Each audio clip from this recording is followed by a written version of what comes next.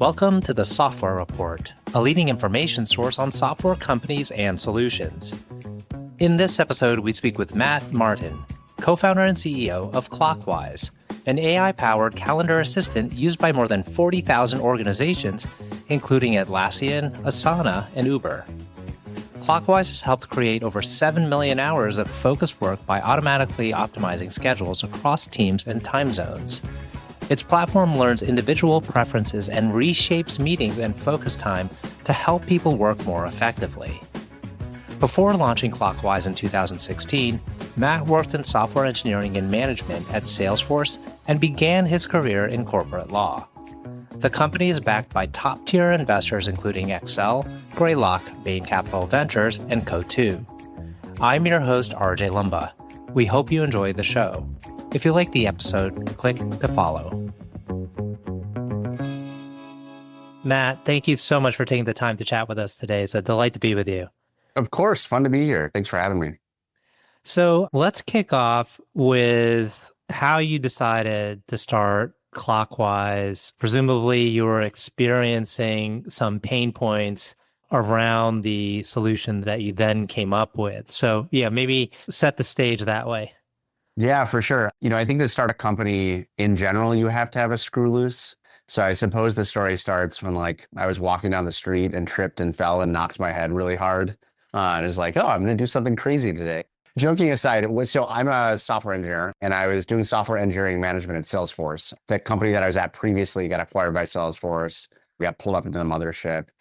And one very common complaint or observation on my team was that I don't have enough time to get my work done in the day. I'm taking my work home at night. I'm getting pinched during the course of the week. I'm not getting enough time to actually do it. And initially, I'm a bit of a productivity nerd in general. And initially, I would coach people on kind of best practices. So okay, let's look at your schedule. Let's figure out what availability you have. Let's try to, eliminate distractions, maybe manage your Slack notifications. And that's helpful. There's room for that for sure. But the thing that I kept on getting boxed in by was their calendar and their schedule. If time's a river, the events on your calendar are kind of the rocks in the middle of the stream. Everything has to flow around them, especially if you're an individual contributor engineer on a team. You don't have really the ability to move those meetings. Often you're attending because somebody asked you. And somewhat paradoxically, it's often the best engineers that get pinched the most because, these are folks who are key nodes in the organization. They get sucked into recruiting calls because they're good at recruiting. They get tasked with PRs. They get tasked with one-on-ones and catch up with their team. They get pulled into doc reviews and spec reviews. And so the calendar ended up being this big pinch point in everything. And I was sitting there and I was just thinking, how crazy is it that, we spend so much time and energy recruiting these amazing people. We give them, pretty generous salaries. If you're at Meta, you get paid $1 billion a year. And then you get thrown in the organization and it's you figure it out. You're on your own, go figure it out yourself. And so the spark was really just this cannot be the way to most effectively support our people. There's got to be a better way to manage time. There's got to be a better way to manage calendars. There's got to be a better way to get productive time on the schedule.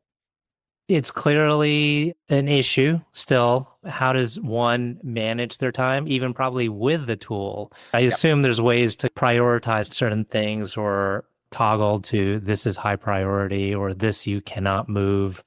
Yep. How are most people using it? What's a good kind of case example where it's definitely playing a big role?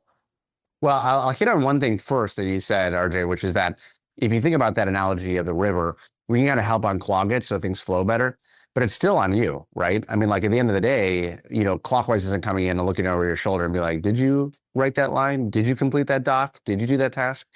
And that's one of the difficult things with productivity software in general is you can provide the tooling, but at the end of the day, it's still up to the individuals in the organization to create an environment where you can do great work. That said, I think that moving those rocks around the river is hugely impactful. So a good example is Uber. At Uber, Clockwise powers the entire engineering organization schedules. So We're a day zero tool for engineers who join Uber. You sign up for Clockwise, and what we're doing in mass is we are monitoring a lot of the meetings that are cadence meetings on our schedule. And like you said, there are certain meetings that should not move. And so you can, of course, set that. But there are a lot of meetings where it has to be Thursday morning, but it really doesn't matter when it's Thursday morning. Or, we have to meet sometimes next week, just find the best time. And what Clockwise will do is look across everybody's schedules. So if you have, a 4-person sync, it'll look across all those attendees, their time zones, their preferences, what's happening on their schedule. And if Clockwise finds a better time for that, it'll nudge it to open up more heads down, productive focus time. So classic example is you have sync that your PM scheduled at 3 p.m. on a Thursday. And the reality is that sync is a recurring meeting. It was scheduled months ago. Everybody's schedule's changed. And Clockwise sees, hey, we could actually move this to 11:30 right before lunch, and it'll open up the afternoon for 3 of the engineers on that call. And if we've been given permission to manage that meeting and we see that time, it'll be moved for all attendees. And we've been doing this for 8 years. And so there's a tremendous amount of nuance under the hood. I mean, one example is we will never move a meeting that's happening within 24 hours. We don't want to surprise anyone. We will avoid, end of the days on Friday by default, no matter what you say. But the net result is that you have a schedule that's default better, that has more time for you to do great work without lifting a finger. Mm-hmm. How do folks incorporate downtime? I mean, they can't necessarily be 100% productive 100% of the time during the working hours. There's got to be baked in there some rest, right? Like a breather. Totally. So 2 things. One is, first, I would go back a little bit. Clockwise is going to help you open up your schedule, but then you got to figure out what the best cadence is for yourself. But then the second thing is 100%. You can't go back to back to back in meetings. You can't go back to back in other stuff. And so one of the settings we have, and it's on by default, is to add, it's called meeting relief.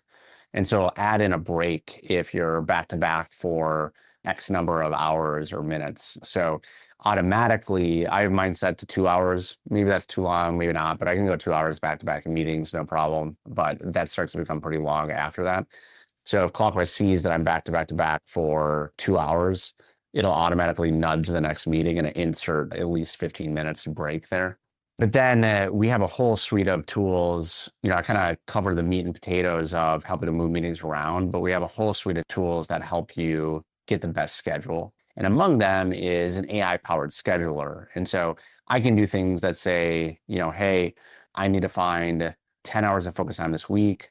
I would prefer to have them in 1-hour chunks. And to the extent that they're over an hour, please block off 15 minutes in between, mark those as breaks, and then go. And Clockwise will work to find all those times for you, give you a nice proposal. You can edit it and find it. And so, again, all these tools in service of helping you set the cadence that you need to do your best work and enabling the individual to be empowered to get that done. Mm-hmm. And as I understand, you have 40,000 plus organizations now using Clockwise. Was it strong out of the gates in terms of market adoption? How has the customer base scaled? Yeah, it's every entrepreneur's dream that you build the product, you flip the switch, and then everybody just comes. For better or worse, that did not happen. We had multiple iterations on how to build this, and then multiple iterations on how to bring it to market. One of the dynamics that I think is particularly difficult about our space, and every space has their own nuances of what makes them difficult, but for our space, it's that time and calendar are perceptually controlled by the individual. And it's very, very personal.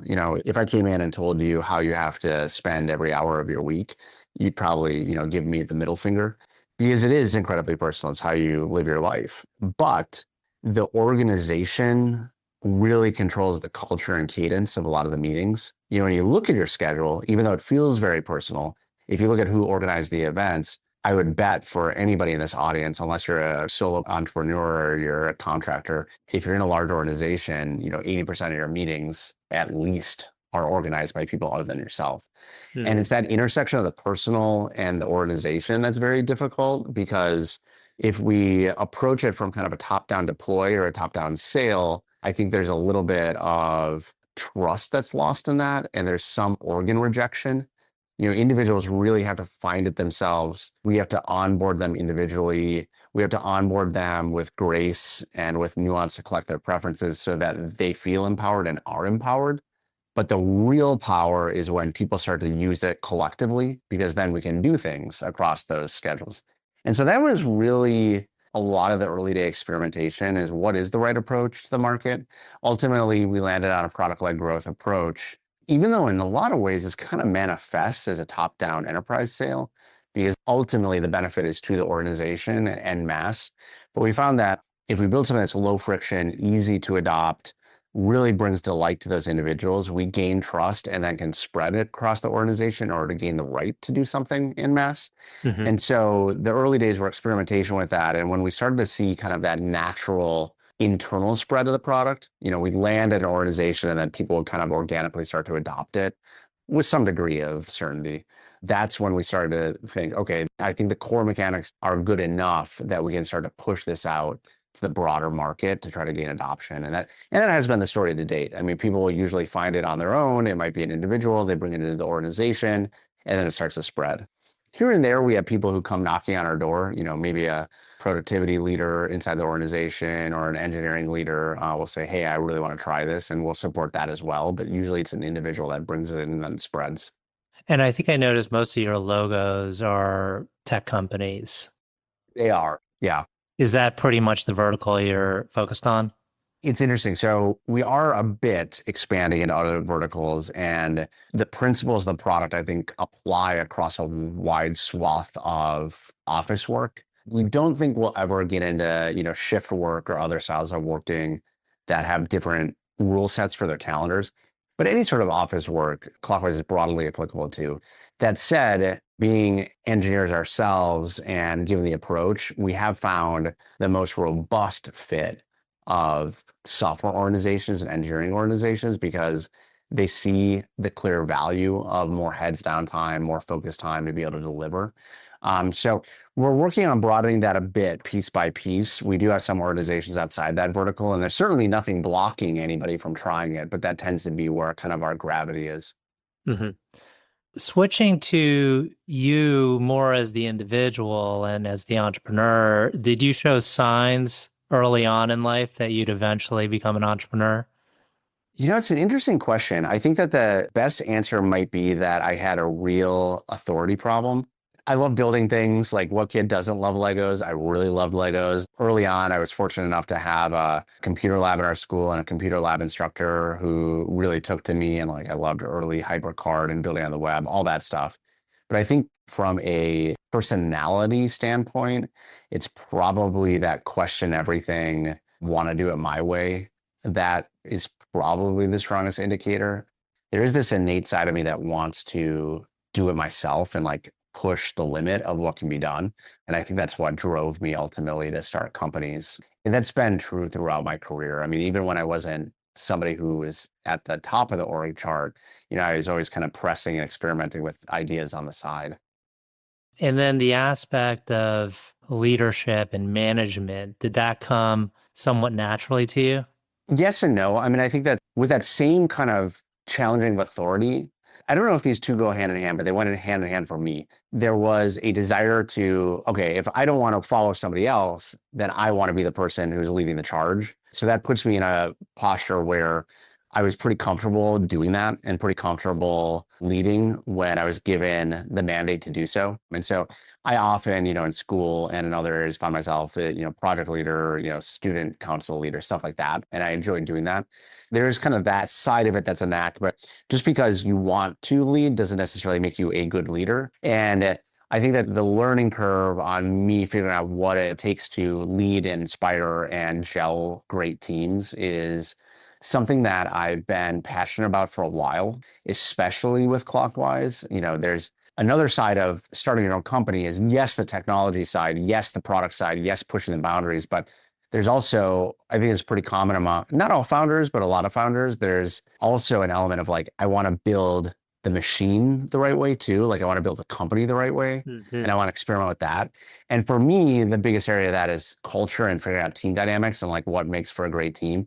And I've learned a hell of a lot over the last 8 years of this journey. I mean, I think there are a lot of things that I did wrong at the start, even though I had been a manager, figuring out kind of how to build that DNA, and I'm still learning all the time. I don't think there's any stopping the amount that can be learned there. Any recent insights that you feel like if you had known this from the beginning, you could be further along? Man, there's so many. There's so many. Well, I'll be vulnerable here. I've only recently become more highly attuned to leadership hiring mistakes that I've made in the past. I am biased towards very curious, high bandwidth people. And I think it's not a bad bias to have. In some ways, it wasn't an unconscious bias. I was wearing that on my sleeve. That's what I wanted. But I think what I missed in that dynamic is a little bit of the fit of where the organization stands and what needs to be pressed forward. And those aren't always simpatico. We also bias towards high empathy, high EQ people because we really want to build a high trust environment. And finding the right intersection of high EQ driven, but willing to push is tricky. And I think it's that last element of really like finding an individual that's comfortable with, this sounds a little bit harsh, but comfortable with not being liked and comfortable with pushing outside of the team's comfort zone. I don't think that I nailed that. This is an unconscious bias. In retrospect, I think I thought I was because I was pushing for people who are driven, but being driven and having the willingness to push others into being uncomfortable is different. And I think that I missed that. Another one that I was talking about recently with somebody, I'm not yet confident to state this as a rule, but I think there's something there, is when we all went remote, and I say we all because like the whole damn world, during COVID, there was this rapid sharing of advice and rapid like appetite for what are best practices for remote, what are best practices for coordinating across teams. And there are two things that I have strong learnings from there. One that I think we did really well, and one that I think we did poorly. I'll start with the one we did poorly, which is there's a lot of best practices around asynchronous communication and collaboration. And when you have a remote team, asynchronous is something that you have to master. But I think what those practices really push people to is leaning on the asynchronous tools. So leaning on things like Jira or Linear or Asana, leaning on documentation, leaning on Slack. But there is no replacement for just talking to one another. Mm-hmm. And one of the things that we've changed recently is we jumped into a more chaotic, more synchronous style of working recently, even though we're still remote. We're leaning less on linear, less on documentation. It almost feels like an anti-pattern. But what I've observed is that because people aren't in the office, if you don't create a necessity for talking to each other, often people don't. Even though we like each other, even though we want to, they're like, we can just like communicate through the linear. But if you remove the safety net there a little bit, people spend time in stand-ups. They spend time holding back. They spend time, finding each other and talking it through. And I actually think that that's better. Now, in a perfect world, there's room for both, and we're still experimenting. I mean, certainly organizing through asynchronous tools helps a lot. But there's just no replacement for getting 2 smart people or 3 smart people in a room and hashing it out. And it's different than a meeting. And I think that's something that was lost in the translation of in-office to remote. Is in office, a meeting was when you formally ask people to get together. But in remote, you always have to ask people to get together. There is no informal bumping into each other. And so there's a difference between like a meeting that sit down, we have this agenda, and just grabbing 3 people and getting on a Zoom call to be like, hey, let's talk this through. And you have to create space for that. Mm-hmm. The thing we did well is a reflection of this same understanding, which is there isn't that informal space.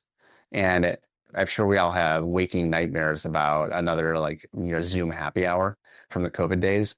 The realization that I had is that, those things all kind of stink. And so the real place that connectivity happens is actually in the chat in meetings. And so you need to create space. It can feel unproductive. Like the type A in me gets into a Zoom call and it's like, let's get to business. But you need to allow space to just shoot the shit at the start, to joke nonstop in the chat, even if it's distracting, because that actually is a primary component of the culture. How often do you do offsite get-togethers with your teams? We try to do it quarterly. We started on, there's this really nice cadence that I picked up from another startup that the name is now escaping me, but mean, this is for 50 to 100 people. It has some costs, but if you're completely remote, I think you just got to suck it up and do it, where you bring the whole company together twice a year. And then you have some other, maybe local events in the other 2 quarters. And so we used to do bi-quarterly, everybody gets together, big one, high production. And then in the off quarters have regional ones. But my observation is that the formality and the cost of organization is what kept them to kind of that cadence. And so we loosened the programming and tried to find hubs that are lower cost so that we could up the cadence. Turns out, getting people in the same spot for a week just to do normal work is great. And, we'll go out to dinner and do stuff, but you don't need to do a really fancy, we're going to go to a special place and do a bunch of programmed work. It's just nice to get together. Right. We're heading into the tail end. I have 2 final questions, but I have one question before that, because we always like to touch on investors because they play a crucial part to the scaling of a company. Can you tell us about the value that your investors have brought aside from the financial capital? So first I'll say, I think we've been tremendously lucky. The investors we have are absolutely top notch. And the more and more I talk to other entrepreneurs over my career, the more and more I'm conscious of how lucky we are. We have Steve Laughlin at Accel. We have John Lilly at Greylock. We have RJ Lumba at Bain Capital Ventures. These are 3 individuals who know the entrepreneur experience. They optimize for the long run. They never felt pinched or pushed or prodded. I mean, I've been pushed and prodded, but in service of the company. And I think to answer your question, it's there that they provide high leverage. I've been able to use my board and my investors as really a group of coaches and counselors and advisors. And not everybody can do that. That's why I gave a little bit of the lead into the advice, because there are some investors that you shouldn't do that with. You do have to manage a little bit more thoughtfully. You do have to make sure that you're giving them the right information. Attention spans are short. You got to take advantage, and you have to be careful about that. But I've gotten a lot of leverage out of being able to just call somebody up and talk through an issue. And I think every investor likes to market themselves as being able to do that, but not every investor can, because they have a tough time popping into the context of this company in this moment with these challenges and letting go of their broader thinking about where does this company need to be. And my investors are pretty damn good at that. And so I've been really lucky in that regard. Excellent. Last 2 questions. One is, can you tell us about a person who has had a profound influence on you? Yeah, I will. There's a guy, his name is Bob Cohn. He is an incredible entrepreneur and investor. He started probably the world's first voicemail company. We're talking about actual installs of physical hard drives to drive voicemail systems at companies. He still lives in the Bay Area, and he thinks with a rigor about how to build companies that you really don't get except from somebody who's been through the ringer for a long time. And he took his company all the way from founding it through being public, through managing it public. And what I appreciate about him the most is there's not only that rigor, but also a high degree of moral and ethical compass. He treats employees right. He knows what it takes to run the long run. And so I just he's had a huge impact in how I think about, even what I can be, what the horizon of my abilities are. Last question. Can you tell us about a charity, cause, or other endeavor that you're passionate about? Yeah, absolutely. There are a few that I'm personally passionate about that are kind of hyper-local. One, though, that I would like to highlight is a startup called Girls Code. As part of our offers at Clockwise, we also include a donation. We rotate it through a few different nonprofits that we're really passionate about. But Girls Code is one that has been in the rotation for a long time, because there's absolutely no reason why we should have a disparity in gender in software engineering. And a lot of that's set the pipeline. Where are people encouraged to enter the pipeline? Where are they encouraged to gain education about what's possible? And where do they get mentors? And I think they do just a fantastic job. We've been fortunate that we've been able to increase kind of our gender diversity at Clockwise over time. And that's really a testament not to us, but to the long, hard work of making sure that people are encouraged to go into software engineering careers from the get-go. So that's a great one. Excellent. Well, Matt, I want to thank you again for taking the time. It's been a wonderful conversation. Yeah, thanks so much, RJ. This is fun.